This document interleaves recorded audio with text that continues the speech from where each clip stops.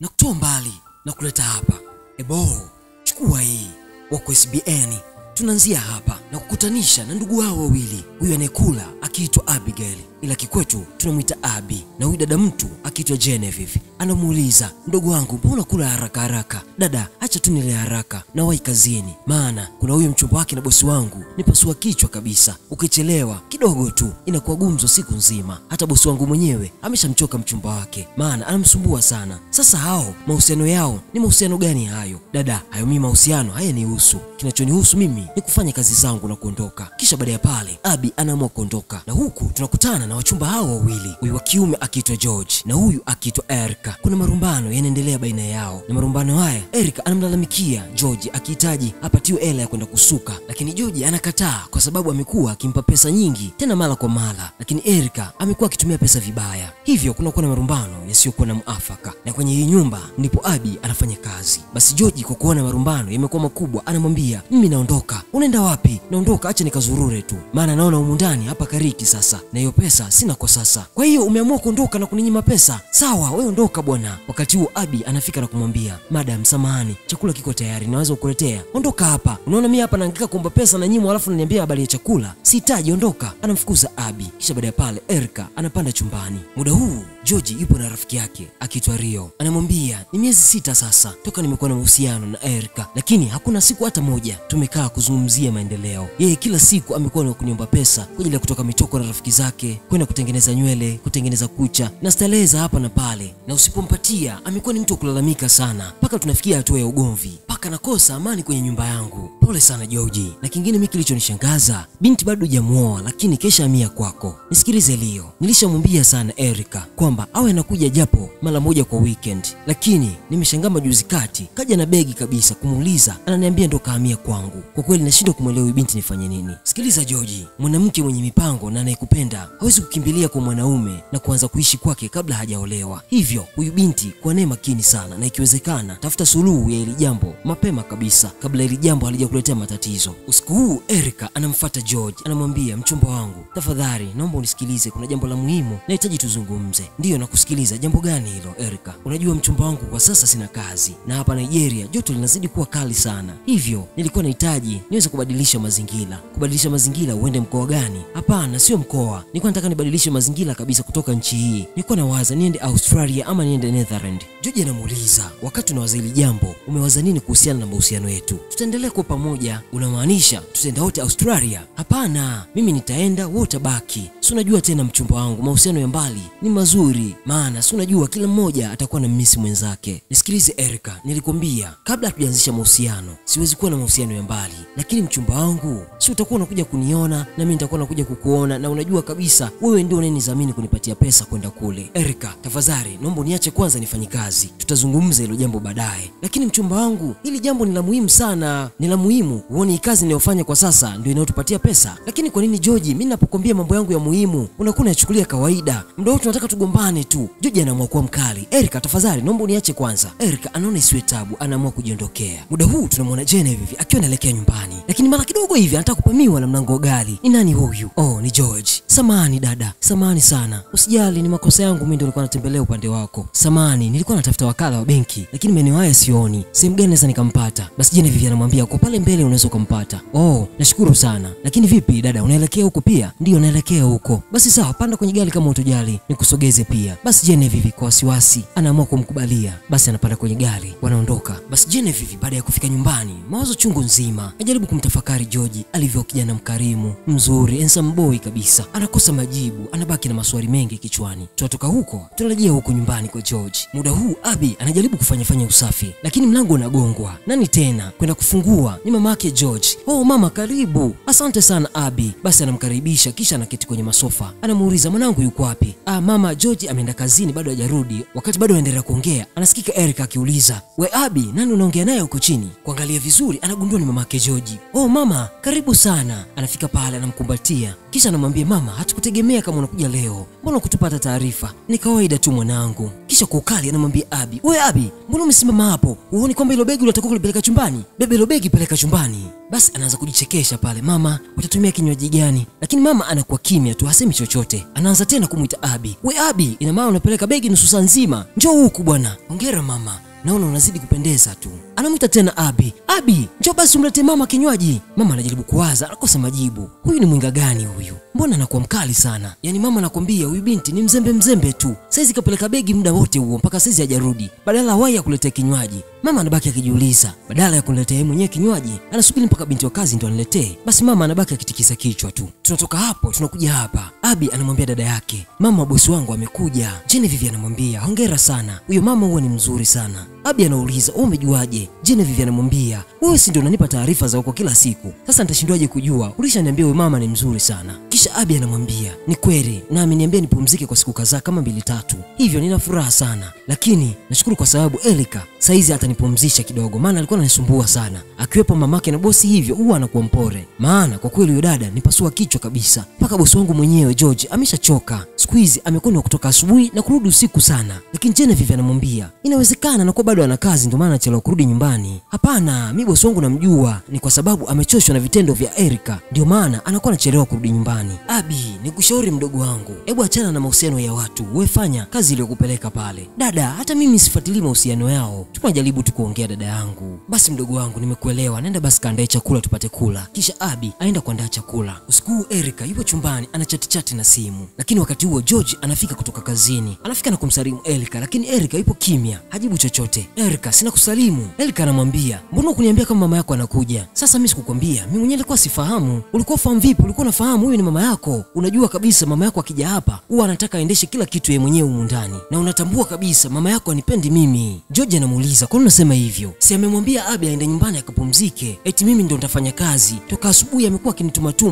Kwa kweli mimi nimechoshwa na hizo kazi hapa kwako. Najua mama hajafanya hivyo kwa ubaya, ila ameamua tu kumpumzisha Abi kwa sababu Abi hana siku ya kupumzika. Erika anamwambia George, mimi nakuomba mwambie mama wako aondoke hapa. Sina amani kabisa kukaa naye mimi hapa. George anamuuliza, unasemaje? Ndio, mwambie aondoke kwa sababu sioni umuhimu wa yeye kuwa hapa. Aenda kakae kwake, atuache sisi na mahusiano yetu bwana, tuwe huru. Kwa sababu akikaa hapa anakuwa kama yeye ndio kiongozi wa hii nyumba. Hivi Erika, wewe ni wa kusema hivyo kwa mama yangu? Hivi unajisahaurisha ya kwamba sisi bado ni wachumba na huyo mama ana uhuru wa kuja hapa muda wote anaotaka na kufanya chochote kile anachokitaka humu ndani. Umenisikitisha sana Erika. Sikutegemea unaweza kusema maneno kama haya. George anaona isiwe tabu. Ngoja nikaketi sebreni. Anajiuliza, huyu ni mchumba wa aina gani? Erika yuko hapa kwa ajili ya maslahi tu. Hayuko hapa kwa ajili ya kuolewa huyu binti. Muda huu mama anashuka ngazi huko akiwa anaongea na simu. Anayeongea naye ni kaka yake George ambaye yuko nje ya nchi ya Nigeria. Anamwambia kuhusiana na swala la kuoa. Anamwambia, mwanangu, inabidi urudi Nigeria uweze kuoa. Maana huko wanawake wa kizungu watakuchanganya mwanangu. Wakati anaendelea kuongea, kaka yake George anamwambia, mama, niko na kazi kidogo hivyo naomba basi nitakutafuta baadaye nikimaliza kazi. Mama anamwambia, au kwa sababu nimekwambia habari za kuoa ndio maana unaniambia upo busy? Basi anamwambia sawa. Kaka mtu anakata simu. Lakini wakati anakata simu, George naye huyu hapa anaingia akiwa anatoka kazini. Anafika na kumsalimu mama yake. Kisha mama anamwambia, nilikuwa naongea na kaka yako. Oh, vizuri. Kwa hiyo atakuja kutusalimia Nigeria. Kaka yako huyo? Hapana, hana hata mpango wa kuja huku. Nilikuwa namwambia habari za kuja Nigeria ili aweze kuoa. Basi George kusikia vile anaangua kicheko. Mama anamwambia, kwa hiyo nimeongea maneno ya kufurahisha, si ndio? Hivi nyie wanangu mna shida gani? Kwenye biashara mnafanya vizuri, lakini kuoa hamtaki. Kama kaka yako saizi kafikisha miaka 30 lakini hataki kuoa. Mama, najua akiwa tayari ataoa, hata mimi nikiwa tayari nitaoa pia. Mama anauliza, huo tayari mnautaka ni upi? Sawa, nyie endeleeni, mimi nipo hapa nawaangalia. Kisha George anauliza, mama, humu ndani kuna chakula kweli? Maana nina njaa sana. Kwanza mama, Erika yuko wapi? Basi mama anaguna tu, alafu anamwambia, mchumba wako sijamuona toka asubuhi, yuko huko juu tukajifungia. Ina maana mama, hata wewe bado hujala mpaka sasa? Nilikunywa chai na mkate tu asubuhi. Kwa hiyo unamaanisha mama toka asubuhi mpaka sasa hujala tena? Basi George kusikia vile anasikitika sana. Mama yangu toka asubuhi hajala mpaka sasa. Anamwambia, mama, ngoja niende chumbani na kuja. Anajiuliza maswali mengi. Ni mchumba gani huyu asiyeweza hata kumpikia mamake mkwe apate kula? Kufika chumbani anamuuliza Erika, kwa nini amna chakula humu ndani? Mpaka mama yangu ameshinda njaa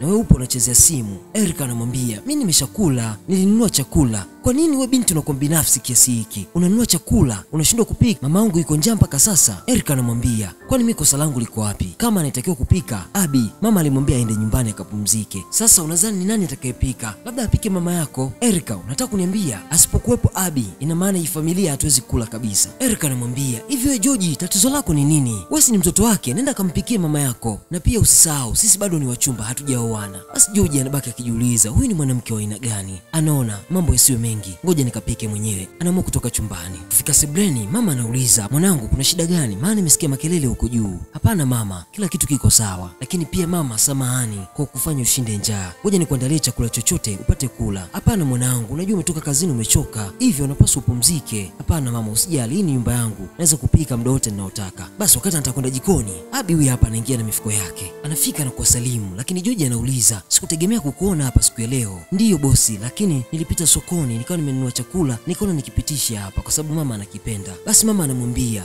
bora mwanangu, maana siku hizi mbili umeondoka, hakuna nyama, hakuna supu ndani, hapaliki kabisa. Basi sawa mama, ngoja basi niende jikoni nikawaandalie chakula. Baada ya Abi kwenda jikoni, mama anaanza kumcheka George. Anamwambia, angalia, ulikuwa umeshatoka mpaka jasho, usingeweza kupika wewe. Basi wanaendelea na utani hapa na pale. Muda huu George yupo sebleni, lakini anaonekana mawazo yake yako mbali. Kumbe anakumbuka ile siku aliyokutana na Genevieve, dada yake Abi.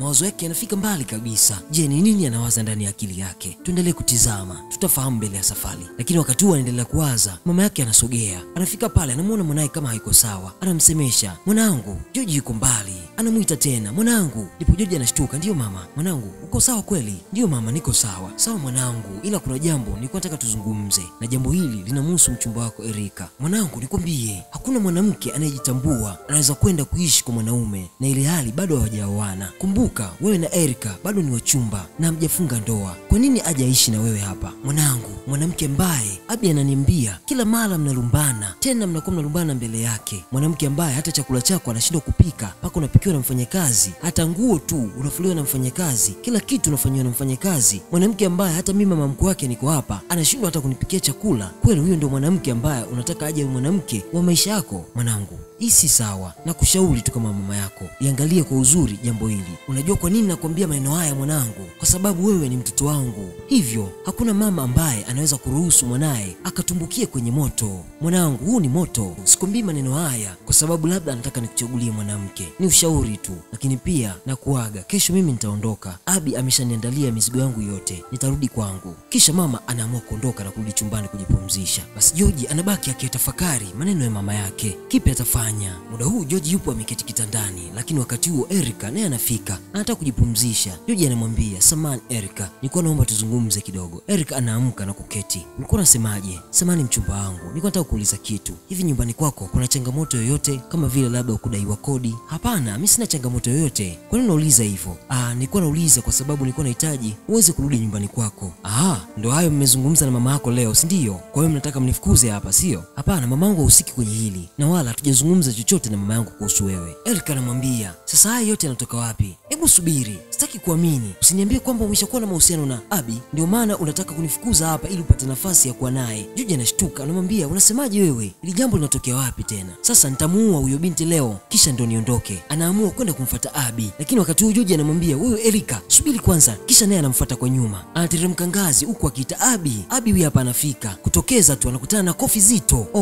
Maskini, unasubutu vipi wewe kuwa na mahusiano na mchumba wangu? George naye anafika, anamwambia, unafanya nini Erika? Kisha anamwambia Abi, samahani kwa hili lilotokea, naomba ukapumzike, tutaongea vizuri kesho. Hivi una shida gani wewe Erika? Hapana, sina shida yoyote, nataka tu Abi aondoke usiku huu hapa ndani. Hapana, hawezi kuondoka. Pia kumbuka, hii ni nyumba yangu, naweza nikaamua akae ama aondoke. Nimeshakwambia aondoke humu, simtaki kabisa. Basi George anataka kupandisha ngazi kwenda chumbani. Erika anamzuia, anamwambia huwezi kupandisha ngazi mpaka huyo binti nihakikisha ameshaondoka humu ndani. Basi George anaona isiwe tabu, anamwambia, kwa hiyo umenizuia kwenda ndani, basi baki ulale mwenyewe. George anaamua kuondoka kwenda nje kutafuta sehemu nyingine ya kuweza kujipumzisha. Kwa hiyo umeamua kuondoka Ondoka kabisa, nenda ukalale unakojua. Kisha Erika anapandisha ngazi kurudi chumbani. Wakati huo George yupo nje anatembea akitafuta pa kwenda kujipumzisha. Mara kisha gongo na gari. Maskini George. Lakini wakati huo kumbe Genevieve naye alikuwa maeneo haya akiwa anaelekea nyumbani. Hapa na pale, huku na kule, mwenye gari anakimbia, anabaki akipiga makelele, jamani, msaada, nisaidieni. Lakini usiku wa manane huu anakosa mtu wa kumsaidia. Baada ya muda George yupo kitandani, kaisha fungwa kichwani. Kumbe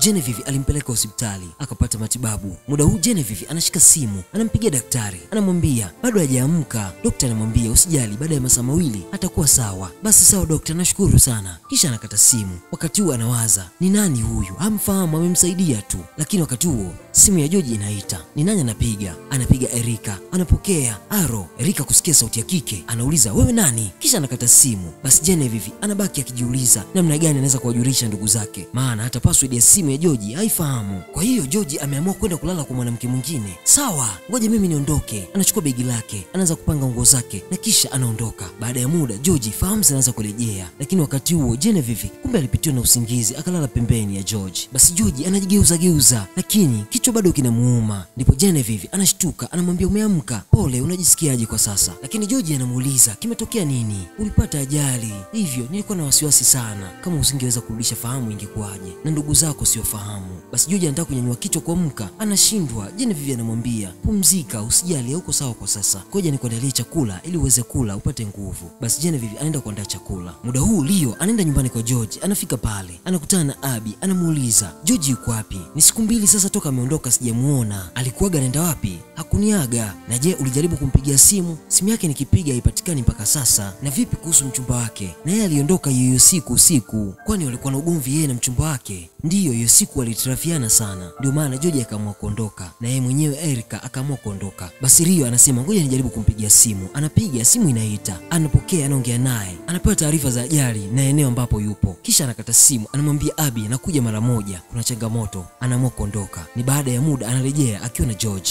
Baada ya kuingia, Abby anauliza ni kitu gani kimempata bosi wangu jamani, mbona amekuwa hivi? Rio anamwambia usijali, ni changamoto tu ya kawaida imemtokea, ngoja nimpeleke chumbani apate kupumzika, hivyo wewe andaa chochote kitu ili apate kula. Muda huu Genevieve anaongea na mdogo wake Abby. Abby anamwambia dada, leo sitarudi nyumbani kwa sababu bosi wangu anaumwa. Oh, pole sana mdogo wangu, bosi wako anaumwa nini? Mimi mwenyewe sielewi anaumwa nini kwa kweli. Lakini mchumba wake kwani hayupo? Hayupo, ameondoka na siku 2 sasa. Hasa kwa nini anaondoka na mwacha mchumba wake anaumwa? Dada, huyo mchumba wake hata huwa ajali. Lakini pia dada, samani nimekumbuka. Vipi na wewe kuhusiana na yule mtu uliyemwokoa kwenye ajali? Anaendeleaje kwa sasa? Mdogo wangu ameondoka. Mungu wangu, ameondoka? Hajiba chochote humo ndani? Hapana, alikuja rafiki yake akamwijia. Oh, Abby bila kujua anayemuulizia ndio huyo bosi wake, na Genevieve bila kujua aliyekuwa anamsaidia ndio huyo bosi wake na Abby. Kipi kitatokea hapa? Tuendelee kutizama. Lakini kwa nini dada unakuwa unasaidia watu usiokuwa unawajua? Vipi ingetokea amekufia, ungefanya nini? Hapana mdogo wangu, huyo mtu alipata ajali mbele ya macho yangu, hivyo nisingeweza kumwacha pale. Lakini wakati waendelea na mazungumzo, Leo anamuita Abby. Abby anakata simu kisha anapandisha ngazi. Ni baada ya siku kadhaa, George anaamua kwenda kwa Genevieve. Anafika pale, anagonga. Genevieve anatoka, wanasalimiana. Genevieve anamwambia karibu ndani. George anamwambia hapana, labda siku nyingine. Nimekuja tu kwa ajili ya kuweza kukushukuru, kuweza kuniokoa kwenye ile ajali. Maana usingelikuwa wewe, sijui kama sasa ningekuwa hai. Lakini pia nilikuwa natamani kufahamu, hivi hiyo siku ilitokeaje hiyo ajali? Genevieve anamwambia mimi mwenyewe sifahamu kwa sababu nilikuona tu wakati unagongwa, ila kabla ya hiyo ajali sijui kilitokea nini. Basi nashukuru, lakini naomba jingine. Naweza kuja kukuona wakati mwingine tofauti na leo ili tuweze kuongea zaidi. Ni wewe tu, karibu, wala hamna shida. Basi nashukuru. George anaamua kuondoka. Ni baada ya siku 2, leo George karudi kumwona tena Genevieve. Anafika, anafunguliwa, anaingia ndani, anaketi. Lakini George anasema, nasikia kama harufu ya chakula. Ndio nilikuwa napika, tena hisi chakula kitakuwa kimeiva. Ngoja nikuletee basi na upate kula. Basi George yupo anapata chakula. Anasifia chakula ni kitamu. Unaonekana wewe ni mpishi mzuri sana. Hapana, labda ni kwa sababu tu nipo kwenye taasisi hiyo pia, ndio maana unahisi mimi ni mpishi mzuri. Kwani unafanya kazi gani?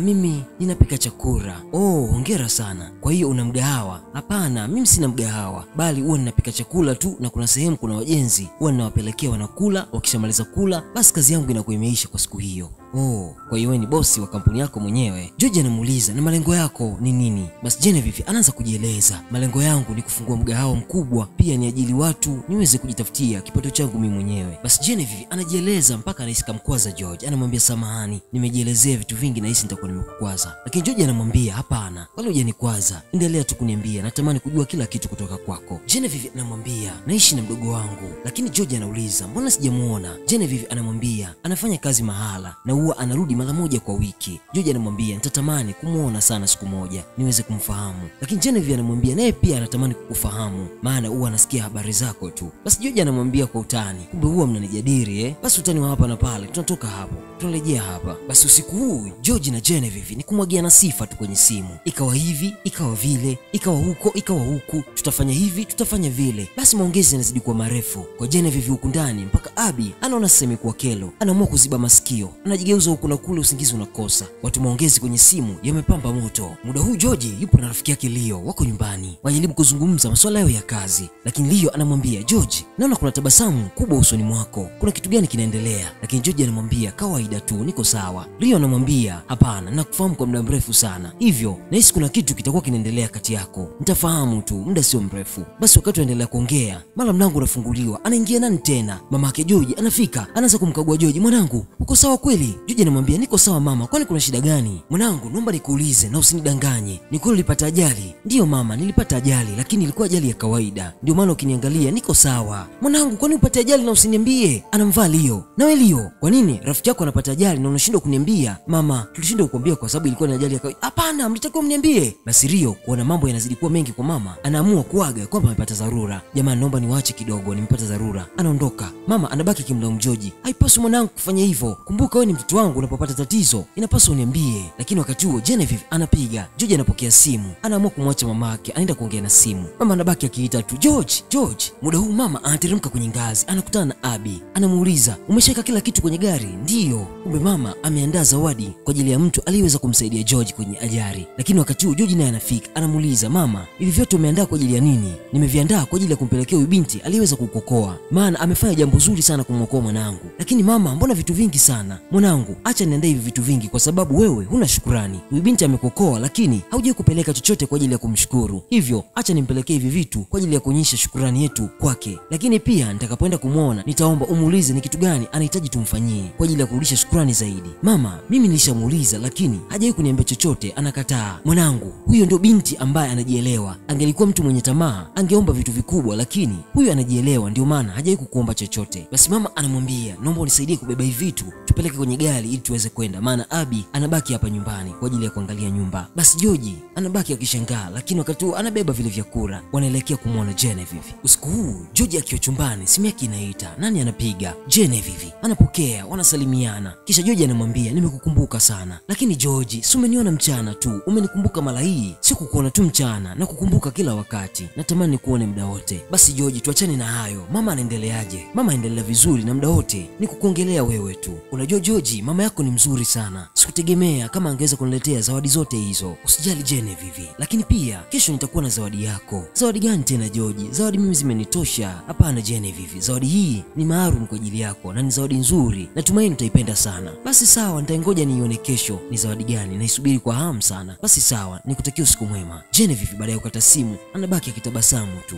au ameshaanza kuvutiwa na George huyu. Tuendelee kutizama. Muda huu Genevieve kuna nyaraka anazisoma huku akitabasamu. Kisha baada ya pale anapiga simu, anampigia Abby, anamwambia, mdogo wangu, kuna shida hapa nyumbani, tafadhali naomba uje mara moja, acha kila kitu, omba ruhusa. Baada ya kukata simu aendeleza furaha yake huku akishika zile nyaraka na kuzipiga mabusu. Basi Abby anaenda kwa mama yake George akimwomba ruhusa ili aweze kwenda nyumbani, kuna dharura. Mama yake George anamruhusu, kisha Abby anaamua kuondoka. Dada, umeleta haraka haraka kwamba kuna dharura. Ni dharura gani? Basi Genevieve anampa simu, anamwambia angalia. Abby anaangalia, anaona ni picha za mgahawa. Anamwambia dada, sijaelewa, naona ni picha za mgahawa tu. Genevieve anachukua zile nyaraka, anamwambia soma. Anasoma, anaona ni majina ya dada yake yameandikwa kwenye ile karatasi na kwamba ndio mmiliki wa mgahawa. Genevieve anamwambia hizo picha ndio mgahawa wangu mpya. Basi Abby kusikia vile, aamini, anamkumbatia dada yake. Anamwambia dada, imewezekanaje wewe kuweza kupata mgahawa? Unamkumbuka yule kaka niliyemsaidia kwenye ajali? Ndio huyo kaka ameweza kuninunulia huu mgahawa. Dada, si umeniambia tu juzi hapa amekuja na mama yake wamekuletea zawadi? Ndiyo, wameniletea hizo zawadi, lakini pia hajatosha, ameamua kuninunulia huu mgahawa. Muda huu Abby anarejea kwa George, anafika na kumwambia, samahani bosi, nilipata dharura ya kifamilia, lakini nilimwomba ruhusa mama. Usijali Abby, mama kisha niambia. Lakini bosi, samahani pia, kuna jambo nilitaka kuzungumza na wewe. Karibu, jambo gani? Niambie. bosi, sitoendelea tena na kazi mahali hapa. George anamwambia, mbona hili jambo sikulitegemea? Kuna shida gani? Au kuna tatizo? George anamuuliza, je, unaondoka leo ama? Hapana bosi, nitakuwepo kwa muda wa miezi 2.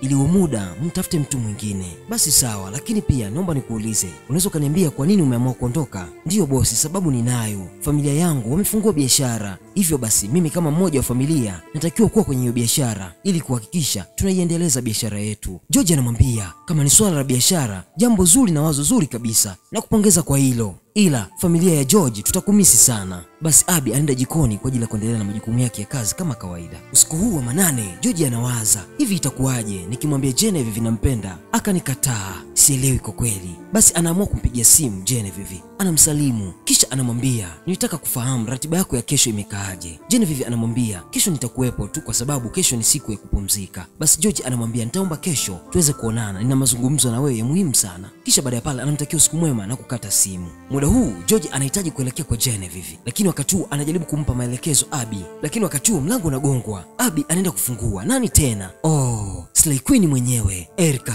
ndani ya mjengo. Oh jamani, mchumba wangu George. Jamani, nilikumisi. Anamshikashika, hata kunipigia simu, hata meseji tu hamna jamani. George anabaki amesimama tu, kapigwa na butwa. Muda huu Rio kafika, wanatoka nje na George. Rio anamuuliza, kafuata nini tena Erica hapa kwako? Mimi mwenyewe sielewi. Unajua toka ile siku ya ajali aliondoka akabeba kila kitu chake. Tulikuwa tuwasiliani hata kidogo, na leo sielewi kimemrudisha nini. Unajua George, nikwambie kitu, huyu binti ameshakuona wewe ni mtu wa kawaida. Fikiria, ameondoka huko, alikuwa na wanaume wangapi mpaka sasa, na leo tena akarudi kwako, anakuchezea akili huyu binti. Rio, mimi sijali ametembea na wanaume wangapi huko, ila kilichopo mbele yangu mimi namwangalia Genevieve, na sasa ndio nikwenda kuonana na Genevieve niweze kumwambia kwamba nampenda. Sasa huyu kaja kuharibu kila kitu. Nisikilize George, inapaswa usimame kama mwanaume, muondoe huyu binti kwako, atakusababisha madhara na Genevieve utamkosa. Mimi naomba niondoke. Basi Rio anaamua kuondoka. Huko ndani Erica anamwashia moto Abby. Inapaswa utambue ya kwamba wewe ni mfanyakazi tu na mimi ndiye mchumba wake George. Hivyo nimerudi tena kwa sasa. Kwa hiyo mimi naongea alafu unanikunjia mdomo. Anataka kumpiga kofi. Abby anashika mkono. Nisikilize madam,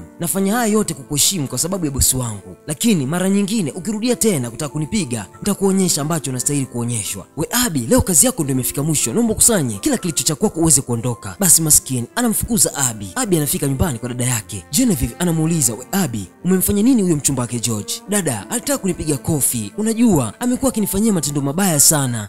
Akinitumikisha, akiniambia anavyotaka, kunitukana, hata wakati mwingine kuninyanyasa kama vile mimi si binadamu. Dada, imefika hatua na mimi nimechoka. Basi pole mdogo wangu kwa ile kukuta. Unajua, bosi wako ni mpole sana. Lakini huyo mchumba wake sijui ana tabia gani. Mdogo wangu, hiyo familia wamekuwa watu wazuri sana kwako toka umeanza kazi. Ni kweli dada, hata wakati hili linatokea, bosi wangu hakuwepo. Unajua, bosi wako akirudi saa hizi asipokukuta atakuwa na wasiwasi. Hivyo basi inabidi nikupeleke. Dada, unipeleke tena? Ndiyo nikupeleke. Tena simama mara hii tu tuondoke. Basi wanaambatana kuelekea nyumbani kwa George. Huko George anajaribu kumwangaza Abby, hamuoni. Huku na kule kwenye vyumba hamuoni. Anamuuliza Erica, Abby yuko wapi? Abby, nimemfukuza. Umemfukuza? Kwani umemfukuza? Umetoa wapi mamlaka ya kuweza kumfukuza Abby? Neliali ndio mfanyakazi anayenisaidia kila kitu hapa ndani. Ikiwa wewe umekaa tu hapo umeshindwa kufanya kazi yoyote hapa ndani. Wakati wanaendelea na mazungumzo, mlango unafunguliwa. Nani tena? Abby na Genevieve. Kuingia, George anaita Genevieve. Genevieve naye anaita George. Abby, huyu ndio bosi wako? Ndiyo. Basi Genevieve anashangazwa, anaamua kuondoka. George anamfuata kwa nyuma huko akiita Genevieve. Genevieve. Huku Erica naye anamwambia Abby, wewe nimekwambia uondoke hapa ndani. Unafanya nini bado unanishangaa? Muda huu Erica chumbani hapa kariki. George kufika tu anakutana na maswali. Kwa hiyo huyo ndio mwanamke wako mpya? Hivi George, nikuulize swali. Wewe unanionaje mimi? Kwa hiyo saa hizi umeamua kunisariti. Tena unaamua kunisariti na dada wa binti wa kazi. Binti maskini, binti mchafu. Ndio maana hata ile siku usiku umeondoka hapa, nilipiga simu akapokea, kumbe ndio huyu binti. Kwa nini unakuwa hivyo wewe kaka? Nyamaza Erica. Sikuwahi kutegemea kama kwenye maisha yangu nitawahi kuja kuwa na mwanamke mjinga kiasi hiki, mwanamke binafsi, mwanamke mvivu wa kazi, mwanamke asiyejali hata mwanaume wake. Wewe ni mtu gani usiyekuwa na utu kabisa? Unafikia hatua mpaka mimi nimepata ajali hata ujui. Unatukana watu, unasumbua watu. Naomba nikwambie, sasa imefika mwisho. Sihitaji tena. George, unataka kufanya nini? Acha na mimi. George anaamua kutoa mabegi ya Erica. Anampatia mabegi yake pale. Anamwambia, "Naomba uondoke kwenye nyumba yangu." Basi Erica anaanza kuomba msamaha, lakini George kishafika mwisho, hahitaji tena msamaha. Anamuondoa na kumfukuza maskini Erica. Waswahili wanamaliza na msemo wao, ukistaajabu ya Musa utayaona ya Firauni. Hakika Erica kayaona ya Firauni. gauni yake George. Alimwona George ni mtu poa. Hatimaye leo George kabadilika akawa simba, anaamua kumfukuza. Muda huu George anaamua kwenda kwa Genevieve. Anafika, anagonga, Genevieve anafungua. Anamwambia nahitaji kuongea na wewe. Genevieve anamuuliza tuongee nini? Kwa sababu mimi na wewe ni marafiki, hivyo hakuna ubaya wote ulionitendea. Genevieve, leo hii unasema hivyo? Mimi na wewe hatukuwa na urafiki. Ni urafiki gani tulivyokuwa karibu kiasi kile? Hata huyo Erica ameshaondoka kwangu, hayupo tena. Genevieve anamwambia baada ya kufanya yote hayo kwa mdogo wangu ndo anaamua kuondoka. Tafadhali Genevieve, naomba unisikilize. Genevieve anamwambia sina cha kukusikiliza, wewe nenda tu nyumbani. Genevieve anataka kuingia ndani. George anamwambia Genevieve, nakupenda.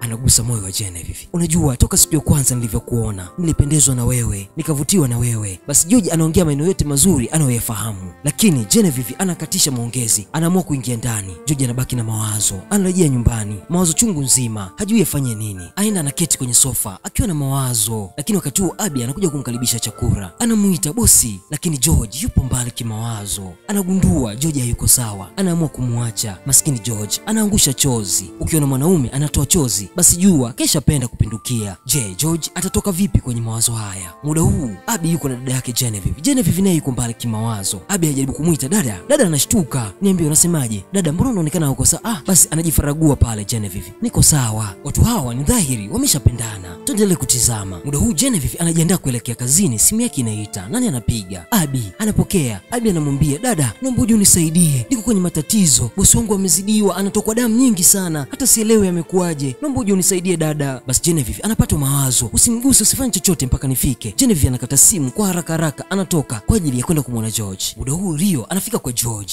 Anafika na kugonga. Abby anafungua. Anamwambia, "Samahani Rio, naomba tuongee pembeni kidogo. Maana Genevieve dada yangu anakuja. Sasa kuna mpango nimeutengeneza usije ukaharibika." Rio anauliza, "Ina maana kumbe Genevieve ni dada yako?" "Ndio, lakini tuachane na hilo kwanza. Kuna mpango nimeutengeneza usije ukaharibika. Nimemwambia George anaumwa, hivyo anakuja haraka sana." Wakati wanaendelea kuongea, geti linagongwa. Anamwambia tayari kishafika, hivyo naomba basi jifiche hapa kwenye gari mara moja ili niweze kumfungulia aingie ndani, alafu nitakuelezea kila kitu. Basi Rio bila hiana anaenda kujificha. Abby anaenda kufungua mlango. Dada yake anaingia. Anamwambia yuko wapi? "Yuko huko juu, chumba cha kwanza." "Basi twende." Wakati Genevieve anataka kufungua mlango, Abby yuko kwa nyuma. Genevieve anamuuliza, "Mbona unabaki nyuma?" "Dada wewe ingia tu, mimi nafungua mlango ili nitayarishe mazingira ya kutoa gari." Basi Genevieve anaingia ndani. Abby anamfuata Rio, anamwambia, "Njoo, tayari kaishaingia ndani." Basi Abby anaenda kufunga ule mlango, kisha anamwambia Rio, "Tutoke nje tukaongelee huku." Anafunga pia na geti. Basi Genevieve kufika chumbani, anafungua mlango. Mshangao. Kila mtu anabaki akimshangaa mwenzake. Kipi kinaendelea hapa George? George naye anauliza, "Mimi ndo nikuulize." Genevieve anamuuliza, "Ziko wapi damu zinazokutoka?" George naye anauliza, "Damu zipi?" Basi kuna kosekana majibu. Wanaamua kushuka sebreni. Baada ya kufika sebreni, George anaenda jikoni, anamuita Abby. Genevieve anamwambia Abby yupo nje. Basi George anaelekea mlangoni kwa ajili ya kwenda kumuita Abby nje. Kufika mlangoni, mlango umefungwa. Nani kafunga? Genevieve anauliza, "Sasa tunafanyaje kama mlango umefungwa?" Basi George anachukua simu yake ili aweze kumpigia Rio. Rio anamwambia, "Funguo tuko nazo sisi, mimi na Abby. Abby alikuja na mpango wa kuweza kuwakutanisha wewe na Genevieve." George anamwambia Rio, "Mbona sikuelewi?" Rio anamwambia George, "Wewe ni mtu mzima, anakupenda huyo binti na wewe unampenda. Hivyo basi kuliko kuendelea kuteseka na maumivu, huu ndio muda tumewapatia na nafasi ya kuweza kuyazungumza, muweze kuyamaliza. Rio, naomba unisikilize." Lakini wakati huo Rio kisha kata simu. Nini atafanya? Genevieve anauliza, "Nini kinaendelea? Na wako wapi? Na vipi kuhusu mlango? Mimi nataka niondoke nirudi nyumbani." Lakini George anamwambia, "Usijali, watakuja muda sio mrefu. Hivyo naomba basi uketi." Basi Genevieve anaenda kuketi. Basi baada ya uketi anaanza kuongea, "Sitaki kuamini. Hivi kweli mdogo wangu kabisa Abby anaweza akafanya mpango kama huu? Kuniambia kwamba unatokwa damu na kumbe hautokwi damu. Sijategemea kama anaweza akanifanyia hivi mdogo wangu." Na ndipo George anagundua, kumbe mchezo uko hivi. Anaona ngoja aitumie hii nafasi sasa. Anaketi anamuuliza, "Kwa hiyo ndio maana umeacha kazi zote kuja kuniona kwa sababu ulisikia niko kwenye matatizo? Kwa ulikuwa na wasiwasi kuhusu mimi, si ndio?" Basi Genevieve anajingatangata, "Si kwa sababu nilisikia upo kwenye matatizo.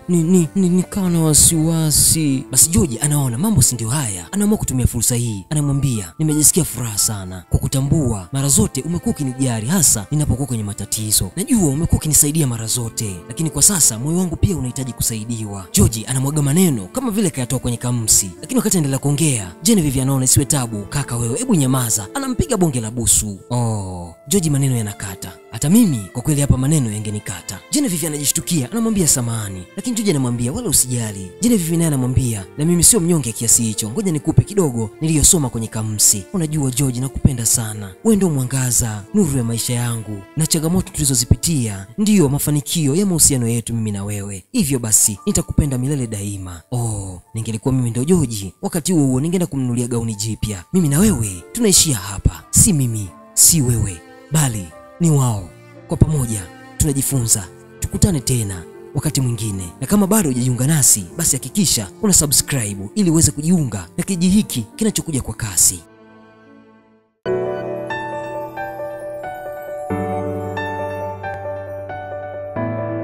Sabora TV.